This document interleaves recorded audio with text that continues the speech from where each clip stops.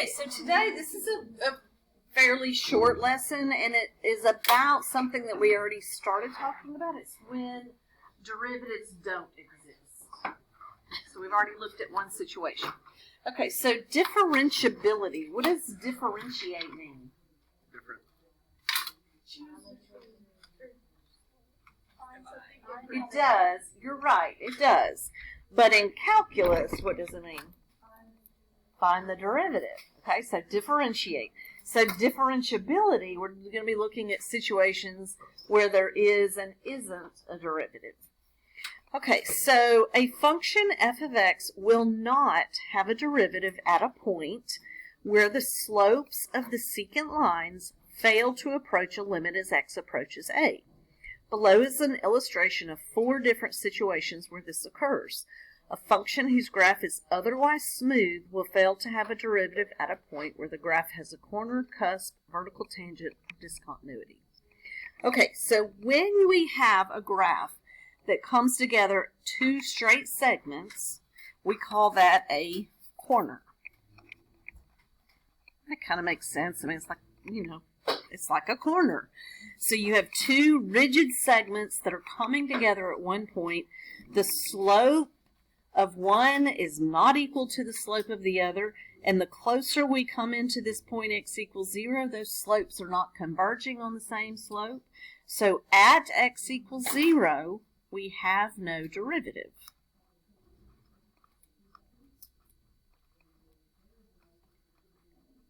Now, there is a derivative at every other point on that graph, but just that one point that we're calling the corner would not have a derivative because is the slope -1 or is it +1 there? We just say it's neither.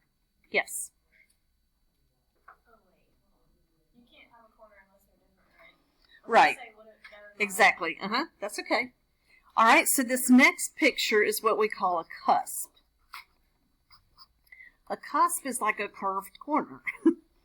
So even if I have like one straight segment and one curved, I would still call that a corner. I mean, a cusp.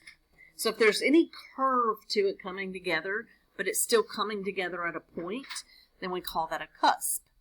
Okay, so why is there no derivative at x equals 0 here? Are they converging on the same slope? No. Actually, they are, because look, as I get closer in, those slopes are converging, but on what? A vertical tangent. And what is the slope of a vertical line? 0. Undefined, right? Horizontal has slope of 0, vertical has undefined. So actually those are coming in closer and closer to being the same slope, but it's just that slope is undefined. So because of that, there is no derivative at x equals 0 here. So wherever that cusp comes to a point, we just say, can't find the derivative. Okay? Hello. All right, the third situation is what we would call a vertical tangent. Hey, how would that look? That looks good. Yes, that looks better. Less intimidating. Perfect. Okay. Good. Now they'll read it, right? Okay, so as I come in towards the point where the curve sort of changes direction, I have a tangent, I have a tangent, I have a tangent, and that tangent right there is vertical. But then when I start over here, then it starts to level out again. Okay, but right here I've got that vertical tangent. So at x equals 0, there is no derivative. Now, these aren't always going to happen at x equals 0. Just for simplicity's sake, they're all happening at 0 on these.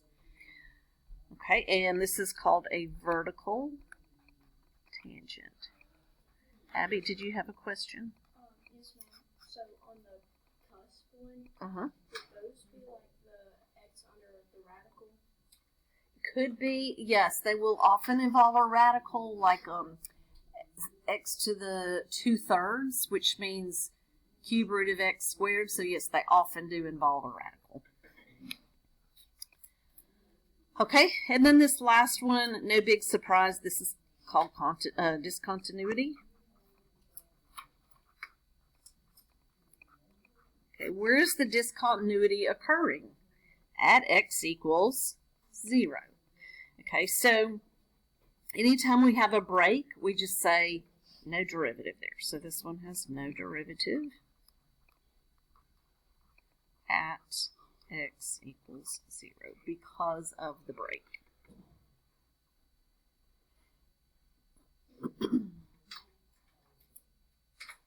Okay. All right. So let's turn the page. All right. So if I asked you this, find all the points in the domain of f of x where f is not differentiable. I'm going to primarily think about the graph. So I see absolute value. My brain thinks what? V. V. But this minus 2 and plus 3, that's going to wreak a little havoc on our normal V. What's it going to do to it? Shift it. Which way? Right. How many? 2. And what about the plus 3? Up 3. Very nice. Okay. So my plain old vanilla absolute value is no longer. I've gone right 2. I've gone up 3, so that now that V is at the order pair 2, 3. Okay, so what is the domain of an absolute value function? All real numbers. So this is saying find all points in that domain of all real numbers where this function is not differentiable. In other words, where can I not find a derivative? At the corner, right? Okay, because this left-hand side has a slope of -1, the right-hand side has a slope of +1. They are not budging, they are not becoming the same slope as I get to that corner point. So, I would answer this question by saying the function is not differentiable at x equals 2. So I'm just looking for that x value where I can't find a derivative. Any other point, the derivative would be either -1 or +1, depending on which side of the V we were on. Okay, luckily, most of the functions we encounter in calculus are differentiable, which means that they will not have corners, cusps, vertical tangents, or points of discontinuity within their domains. Their graphs will be unbroken and smooth with a well-defined slope at each point.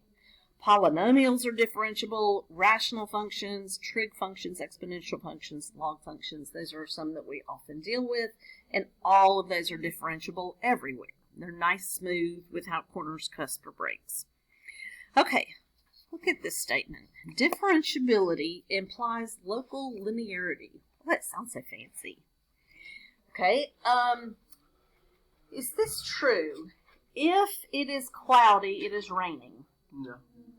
Okay, so I would say that cloudiness does not imply rain. Does rain imply cloudiness? Yeah. Yeah, there's no way it's raining unless there's some clouds out there, right? So this is kind of like a statement like that. If a function is differentiable, then it is locally linear. I have a hard time saying that. Locally linear. You say that 3 times? Well, it's a tongue twister for me. Okay, one quality of differentiable functions is that they are locally linear. In terms of a graphing calculator, if we zoom in enough at a point of differentiability, it will eventually look like a line. In contrast, if we continue to zoom in on a corner point, it will still not look like a line. It will still look like a corner. Okay, so for example, if I had a nice smooth curve like this, and I graphed it on my calculator, and I kept zooming in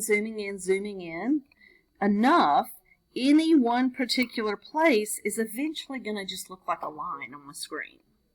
Okay? But if I took an absolute value and I zoomed in on that corner point, it's still going to look like a corner. It's not eventually going to look like a nice, smooth, connected line. So that's what local linearity means. And if something is differentiable, then it has local linearity. Okay, we're going to look at our graphing calculators next, and I'm going to show you some things about derivatives on your calculator. So grab that for me. Check your stat plot and see if you still have one on. If you do, let's turn it off. Remember the other day we used it? So check stat plot. Oops. Turn it on first. That's always good. Okay, and if any of those say on, turn them off. And then you might just want to go ahead and hit zoom standard to get us back to a normal graph instead of that stat graph. Enter and then arrow over to off. Do you see it? No? Okay. Okay, so arrow over where it says off and push enter. 5 of yours are on? No, like number 5. Oh, gotcha. Okay. Yeah, just go and press. Enter doesn't give me like that. It just says plots on. I press enter, it says done. Because that's what turns all the plots off. Oh, so 5 is supposed to say that. Yeah.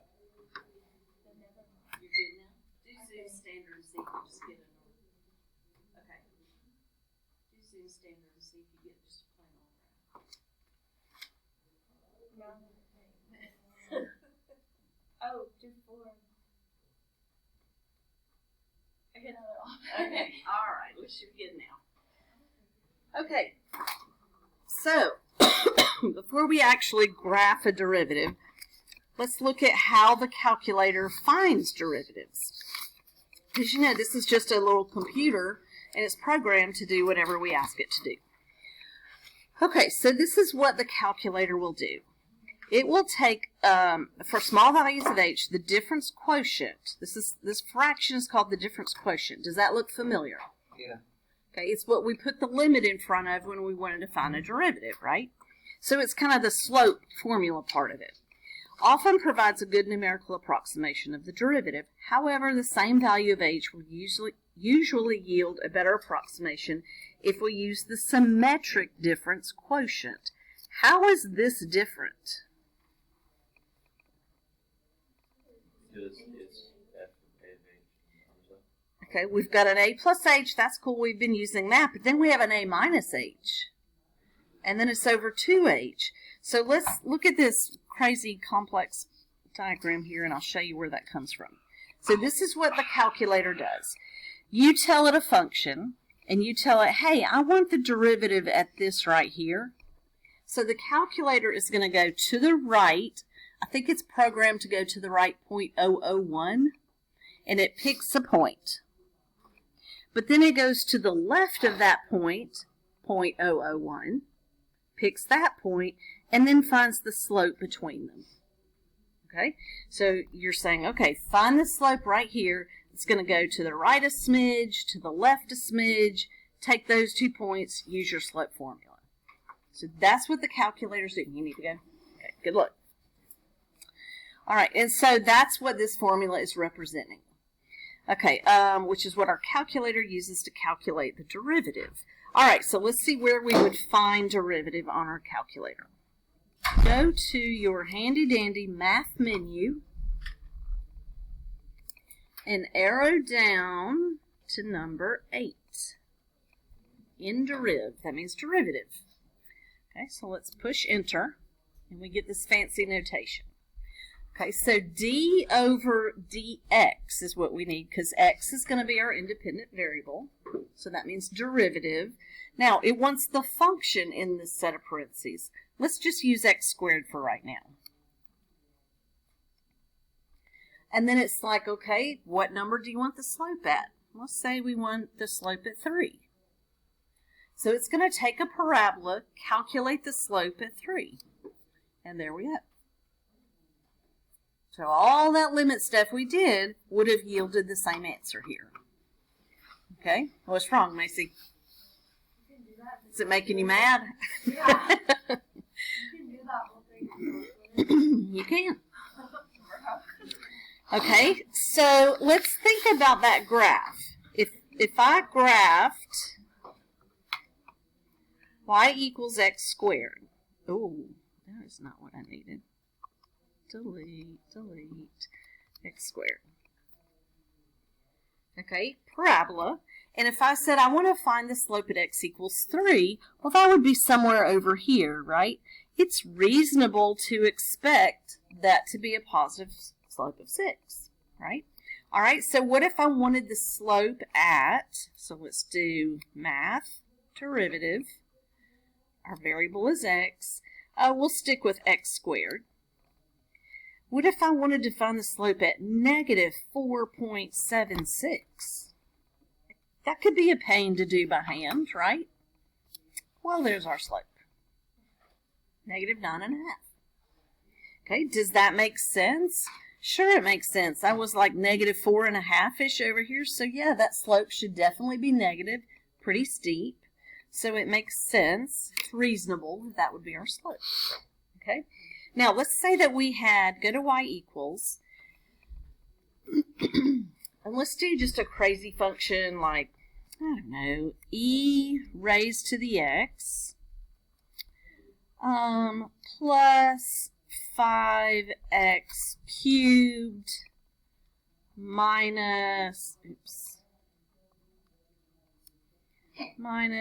1 over x. Just something weird, okay? I have no idea what that's going to look like. Let's see if we can even see it on a normal graph. Okay, kind of resembles a cubic curve. Okay, who knew? All right, well, what if I wanted to find the derivative on that? Then once it's typed into my y equals menu, I can go to math, derivative, variable is x, and instead of trying to write in that complex equation that I just did, I can go to vars, right next to clear, y vars, I need a function, and it was recorded as y1. So if you have a real complex, long, messy equation and you don't want to retype it, then you have it there, and we could find the derivative of it too, or whatever. Okay, so I'm going to go to math, 8, which is your derivative. D dx means find the derivative with respect to x. And I'm going to go to vars, over to y vars, function, and then whichever function you called it. And then type in a number. Okay? All right, everybody good with that? Okay, so that sounds great, and you're like, well, why haven't we just done this the whole time? Because sometimes it's wrong. What? Okay, we'll get to it. Hang on. So in most cases, I think the calculator is programmed to use 0.001 as the H value. I believe you can go in and change that, but I don't remember how. There's never been a need to. So this is basically what the calculator is doing. Every time we ask it to find a derivative, it's taking the number that we gave it. We gave it 2 last time. It's adding 0.001, and then it's subtracting 2 minus 0.001, and then dividing by 0.002. So that's the formula that it used to calculate the answer we just got. Okay, which is great, except in certain situations. But before we get to that exception, using this, you're going to have to use this on your homework sum. Compute the numerical derivative of x cubed at x equals 2. Use h equals 0.001. Okay, so I am finding this right here. F of a, which is our 2, plus 0.001. That's where 2.001 came from. Minus f of 2 minus 0.001. That's where 1.999 came from. And then you just divide it by 0.002, and that will give you an approximation just like the calculator would give us. So let's see what we get here. 2.001 cubed. You might know that off the top of their head.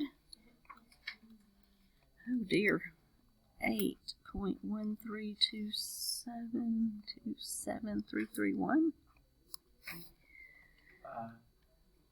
Got Did you get something different? Oh, I put in a 1 instead of a 0. My bad. Hang on.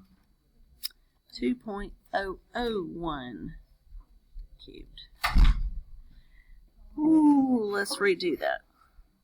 8.012006001 minus. Now I'm going to cube 1.999. Yeah, I'm just leaving it accurate right now. Did y'all get 7.988? 0.05999 divided by 0.002. Okay, so I'm not going to retype those in. I'm going to go up, grab that 8 decimal, minus, go up, grab the 7 one, subtract, divide by 0.002. And I get 12.00001.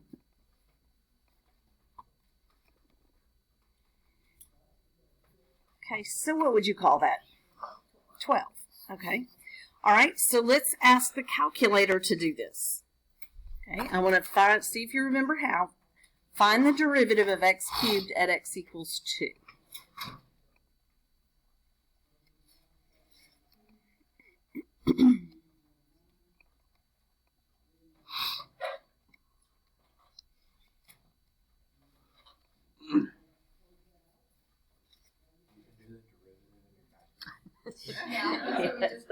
Yeah, you missed a little bit.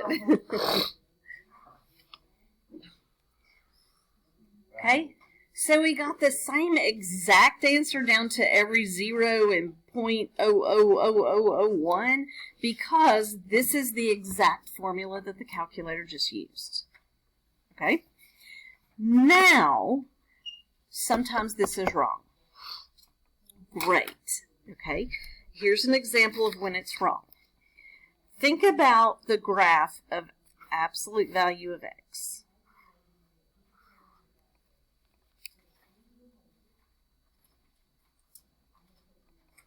Okay, where did we say there is no derivative?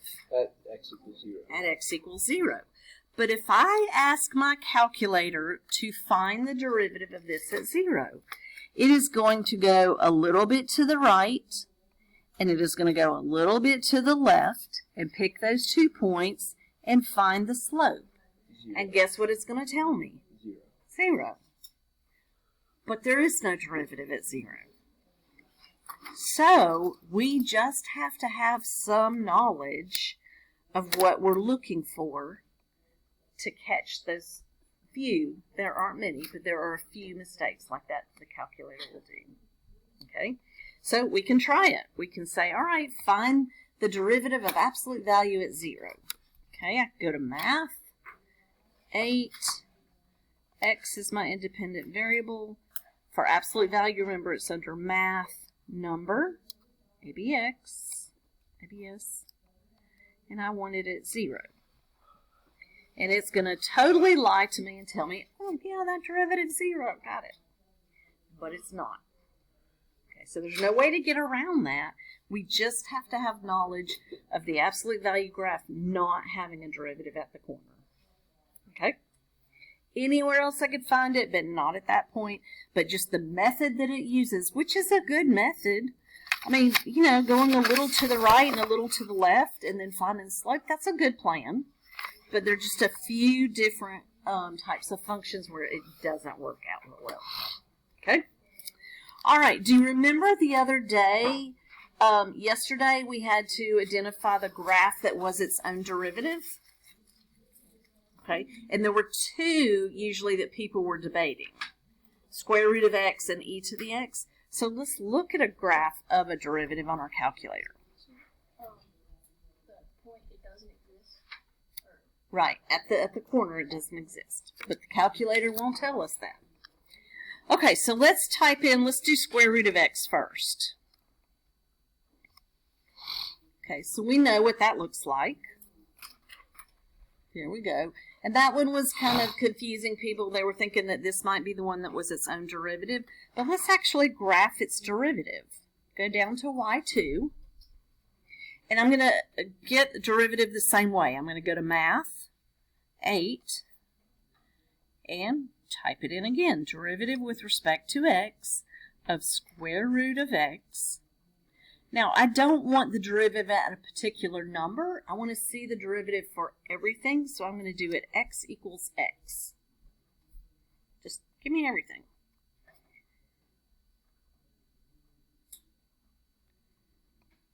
And that is its derivative. Okay, clearly not the same as the original graph, right? Okay, but let's go back to e to the x. That was the one that was its own derivative. So if I type in e raised to the x, and then change this function down here to e raised to the x. There we go. Then we should only see one graph. There's e to the x. And now it's graphing the derivative, which is done. So you only get one graph because they are the same. You look at your function there. Okay. All right. Oh, while we're talking about flaws of the calculator, here's another one. Does this graph stop here? No. So again, we need knowledge of the graph. Oh, this is exponential. It's not going to stop. It's going to technically keep going here, skimming along the x-axis. It just doesn't have the capability to show me that, so it makes it look like it stops. Okay. You might be able to see farther. Yeah. And then it shows up. Okay, that's a good idea. Yeah. Alrighty, so that's pretty much it. Okay, look at this statement. Differentiability implies continuity. Okay, so what's a continuous graph or continuous function? No breaks of any kind. If we are told that the function is differentiable at a point or over the whole domain, then that has to mean it's continuous. Because if it's not continuous, that's a reason for a derivative not to exist. So if we're told, hey, this is a differentiable function, then we assume that it is continuous everywhere. Okay? Is the opposite true? If a graph is continuous, does it mean I can find the derivative everywhere? No. No. Perfect example, absolute value. That's a continuous function. There's no break in it, but I can't find the derivative at that corner point. Okay, so converse is false. Okay, so here's our summary of continuity and derivatives. A function can be continuous or discontinuous. We knew that already. A function that is discontinuous will never be differentiable at the point of discontinuity. A function can be continuous and differentiable. Think of x squared. A function can be continuous but not differentiable. Think of the point on absolute value. And a function that is differentiable must be continuous. Okay? The end. Okay, so your assignment is here, but remember that I will not be here tomorrow, so I will not be taking that up until Monday. And tomorrow you can work on this if you don't finish it today, and then I have some practice, mostly multiple choice questions for you to do tomorrow. Okay? And then all those will be due on Monday. All right, let me stop my recording. Right here.